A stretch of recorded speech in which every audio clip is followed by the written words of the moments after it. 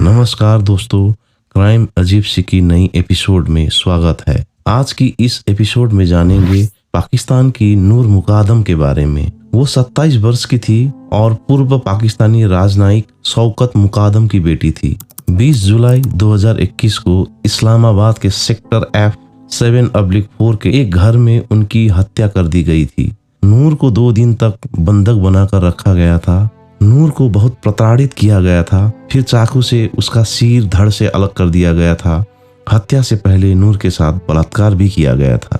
हत्या के संदिग्ध की पहचान 27 वर्षीय जाहिर जाफर के रूप में की गई थी, जिसे अपराध स्थल से गिरफ्तार कर लिया गया और पुलिस स्टेशन ले जाया गया। जाहिर जाफर के माता पिता और घरेलू कर्मचारियों को सबूत छिपाने और मिलीभगत के आरोप में गिरफ्तार कर लिया गया, क्योंकि नूर ने भागने के कई प्रयास किए, लेकिन घरेलू कर्मचारियों ने उसे जाने की अनुमति देने से इनकार कर दिया था।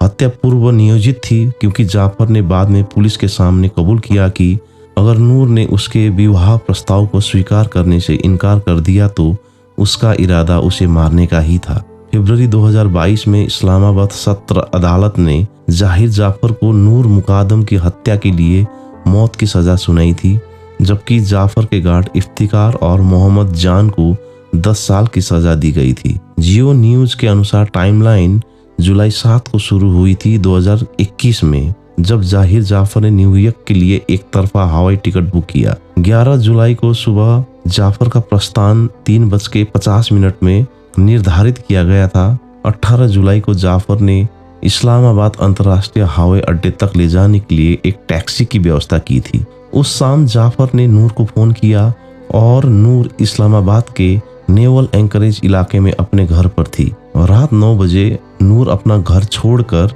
सेक्टर F107/4 में जाफर के आवास पर पहुंची। जाहिर जाफर नूर के साथ अपने घर से नंगे पैर बाहर आया और दोनों टैक्सी में बैठ गए। रास्ते में जाफर ने अचानक ड्राइवर से कहा कि वो वापस लौट जाएं, क्योंकि बहुत देर हो चुकी है, समय पर नहीं पहुंच पाएंगे। टैक्सी ने उन्हें रात जाफर के आवास पर छोड़ा। ड्राइवर के मुताबिक नूर पूरी यात्रा के दौरान चुप रही, जबकि जाहिर उससे बात कर रहा था। लगभग आधे घंटे बाद नूर के पिता ने उसी रात 3 संदेश भेजे और पूछा कि वो कहाँ है, लेकिन नूर ने कोई जवाब नहीं दिया। सुबह 5 बजे नूर की मां ने उसे संदेश भेजा। उसके बाद 2 पारिवारिक मित्रों में फोन किया। आखिरकार सुबह 10 बजे वॉइस रिकॉर्डिंग भेजी, जिसका विवरण जनता के सामने उजागर नहीं किया गया था। उसकी नृशंस हत्या से पहले ये उसका आखिरी संदेश था। संदेश भेजने के बाद जाफर ने तुरंत अपने फोन से नूर की मां को फोन किया और उन्हें बताया कि नूर यहाँ मेरे घर पर नहीं है। शाम को 7 बजे नूर को जाफर द्वारा प्रताड़ित किया गया और उसकी हत्या कर दी गई। नूर ने बालकनी से कूदकर भागने की कोशिश की, लेकिन जाफर ने उसका पीछा किया और घर के सुरक्षा गार्ड ने उसे वापस जाफर को सौंप दिया।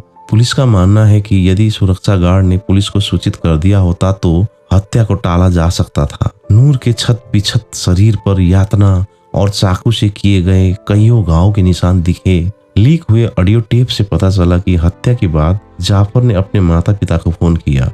उन्होंने थेरेपी वॉक्स को बुलाया, एक परामर्श और मनोचिकित्सा केंद्र जहां जाफर काम करता था। थेरेपी वॉक्स के कर्मचारी घर पहुंचे, जहां उनकी टीम का एक सदस्य जाफर से मुठभेड़ में घायल हो गया था। संदिग्ध जाहिर जाकिर जाफर एक दोहरा पाकिस्तानी अमेरिकी नागरिक था और एक व्यापारी और असमत आजम जी का बेटा था। नूर के पिता शौकत मुकादम पहले दक्षिण कोरिया और कजाकिस्तान में पाकिस्तान के राजदूत के रूप में कार्यरत थे। संदिग्ध और पीड़ित के अलावा उनके परिवार भी परिचित थे। हत्या के बाद जाफर के खिलाफ पाकिस्तानी दंड संहिता की धारा 302 के तहत प्रथम सूचना रिपोर्ट दर्ज की गई और संदिग्ध को अपराध स्थल पर ही गिरफ्तार कर लिया गया। 4 दिन बाद जाफर के माता पिता और घर के नौकरों को अपराध में संलिप्तता के संदेह में गिरफ्तार कर लिया गया। पुलिस ने थेरेपी वर्कर्स की भूमिका की भी जांच की।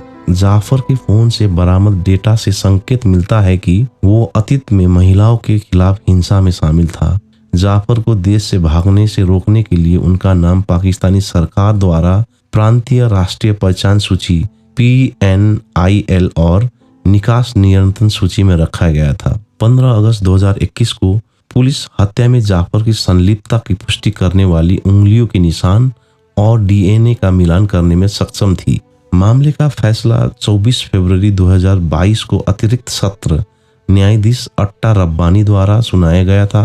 फैसले में जाहिर जाफर को हत्या के लिए मौत की सजा सुनाई गई, बलात्कार के लिए 25 साल की कैद, जबकि चौकीदार मोहम्मद इफ्तिकार और माली मोहम्मद जान को उकसाने के लिए 10 साल की जेल की सजा सुनाई गई।